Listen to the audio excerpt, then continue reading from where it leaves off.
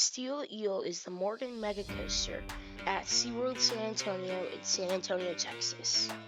This ride stands at a max height of 150 feet and has a max speed of around 64 miles an hour.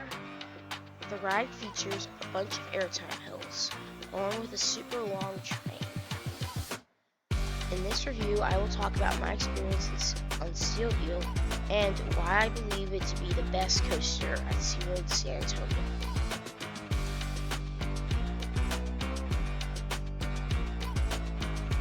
Steel Eel is a Morgan Mega Coaster that opened up in, I believe, the year 2000. This ride stands at a height of 150 feet and has a max speed of around 64 miles an hour. The ride features a bunch of camelback airtime hills, including 2 in the first half and 5 in the second half. The ride has long, unpadded Morgan trains. The ride features a yellow track with purple supports color scheme, which looks really nice, going over the main midway of the park. One of the cool things about this ride is that it goes right over the lift hill of the new for 2026 Barracuda Strike B&M Family Inverted Coaster. That's a really cool interaction that you cannot really see when you're on Steel Eel. The ride begins with a small dip out of the station. If the ops park the train too far up in the station, the front car will already be going down this dip and they can't load it that cycle. After this dip, you have a nearly 180-degree U-turn before you will then climb the 150-foot lift hill. After this lift hill, you will then have a decently steep drop that gives great floater airtime in the front row. I've only ridden this coaster in the front 2 cars because of time limitations, but it's really good. I think my favorite seat is the 5th row. It doesn't matter which side you're on though. So at the bottom of this drop, you have a little curve. You get some laterals in this curve, and you get some good positive G's. After that, you rise up into another hill, which is pretty fun. You then go down into a valley, which is about 100 feet in the air over the midway, and then you rise up into the most intense hill on the ride. This ride will violently launch you up, and if you're not holding onto the restraint, it feels like you're just going to go flying out of the train.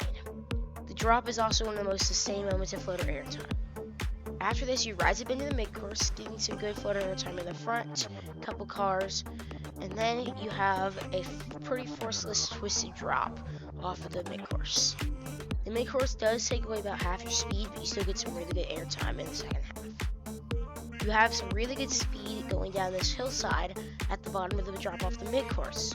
This is a terrain coaster, partly because this part drops down about 30 feet down a hillside farther than the rest of the coaster.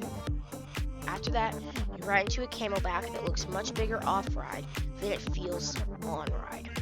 You get some really good floater airtime over this hill, and then you bank slightly at the bottom. You then go into 4 straight bunny hills that all give 3 to 4 seconds of very sustained and very strong floater airtime.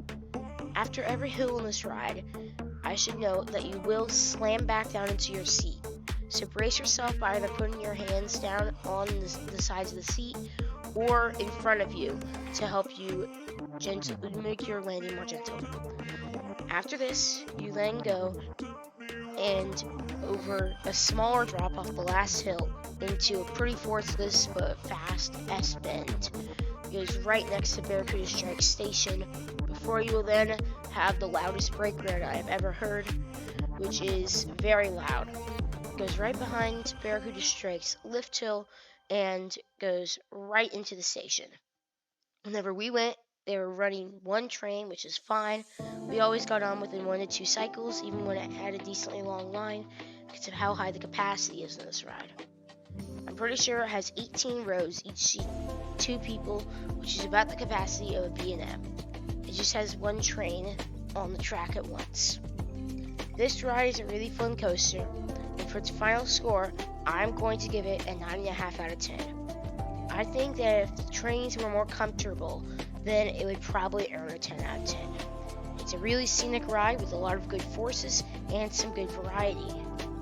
Thank you guys so much for watching this video. If you liked it, please subscribe.